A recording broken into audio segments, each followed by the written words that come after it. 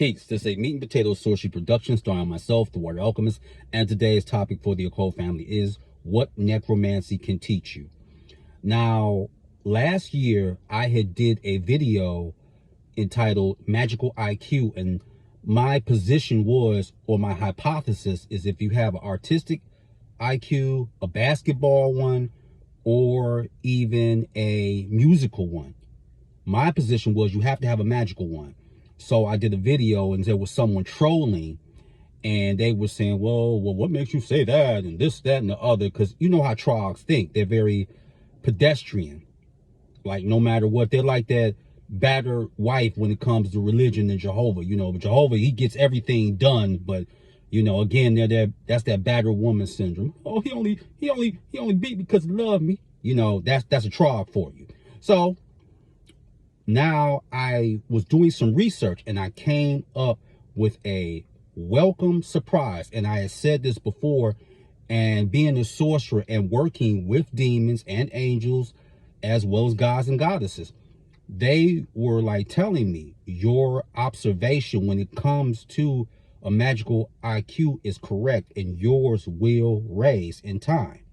So what I had found on Google, just doing some things in relation to necromancy, then I come up with the so-called textbook definition of a necromancer through this think tank. There's a think tank that has stuff and they put occultists in there.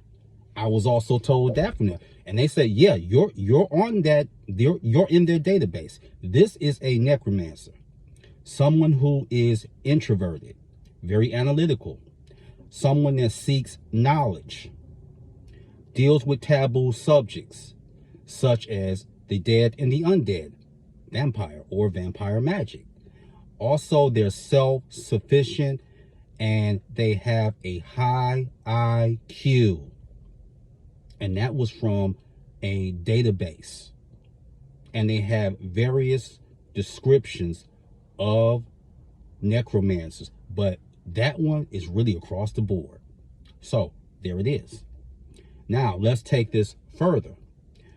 There was a show a long time ago entitled Shaolin Showdown, and there was a demon sorcerer who could take also the form of a dragon named Chase Young, and he was training a young Shaolin monk named Omi. Now most of you, I know you're familiar with the first show. The reboot was whack, but Omi was sparring with Chase Young.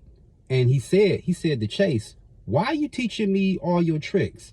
And this is what Chase Young said to the young monk. He said, just because we're on opposite sides doesn't mean you can't learn anything from me. And the true path through teaching is always learning.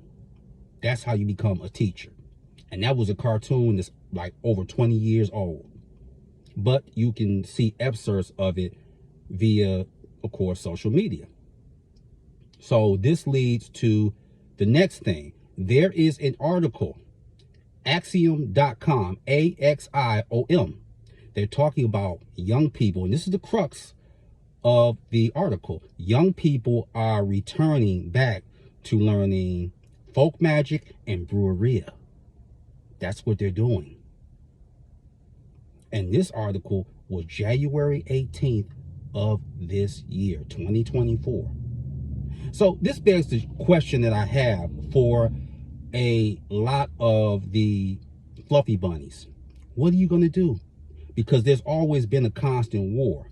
So the trogs don't want you and you can't come back over here. So what you going to do?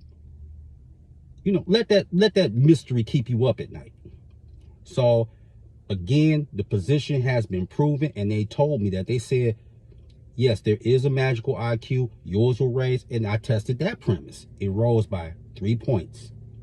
So if you looking at a necromancy, this is the number one thing that it teaches you, is that the dead are not always in stasis. And if you work with them and your ancestors, it's so much you can learn.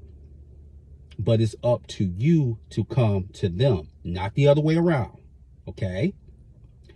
Also, most people that deal with magic, and I have said this, have high IQs. And if you look it up, you can do a search yourself, family. Necromancer or necromancy personality traits. It's right there. And one thing about it, Jehovah has his emissaries. And the thing is, know your enemy. And I'm so glad Jehovah feels that way, because I take the same position, and so should you. So that's what necromancy can do for you. All you need to do is walk through those doors and let the real magic begin. So with that, that is your meat and potato sorcery for the day. I am the Water Alchemist. Be water, my friends. Peace.